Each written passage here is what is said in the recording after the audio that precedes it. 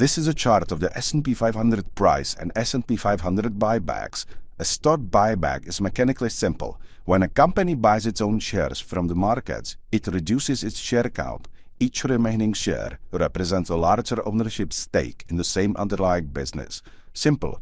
When you are told that all repurchases are harmful to shareholders or to the country, or particularly beneficial to CEOs, you are listening to either an economic illiterate or a silver-tongued demagogue. In this letter to Berkshire Hathaway, Buffett's not defending all buybacks, but he's pushing back against blanket attacks on buybacks as inherently bad. These days, we often hear that a big chunk of S&P 500 returns comes from stock buybacks. Some studies say roughly 25%. In simple terms, a larger portion of market gains has not come from companies growing revenues or improving fundamentals, but from companies reducing the number of shares outstanding. Stock prices rise not only because earnings increase, but because those earnings are spread across fewer shares. Today, S&P 500 companies are buying back roughly $250 billion worth of stock as of the third quarter of 2025. That level of buybacks suggests management teams are confident that growth will continue. But history tells a different story.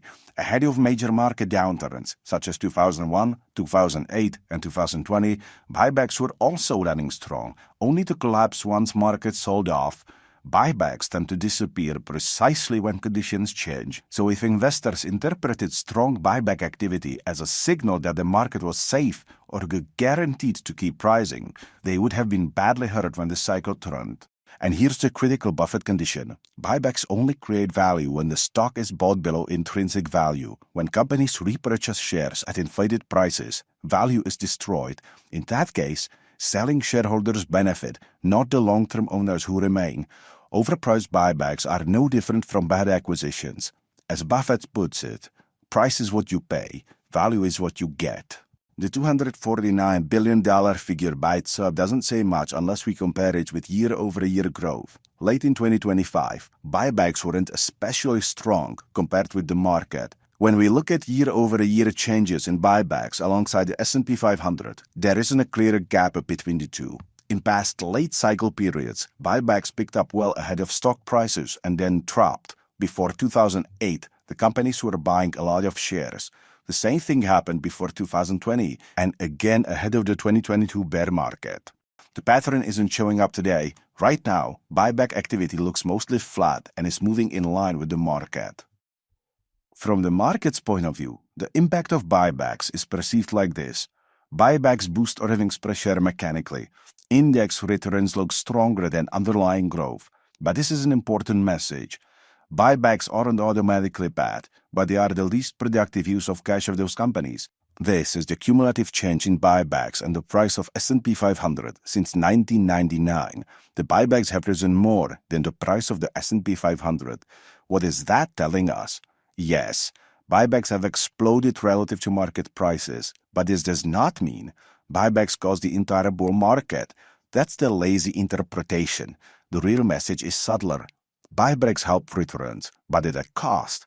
Buybacks reduced share counts, boosted per share metrics, supported the index level returns, but the chart also implies a growing share of returns came from financial engineering, not from expanding the economic output.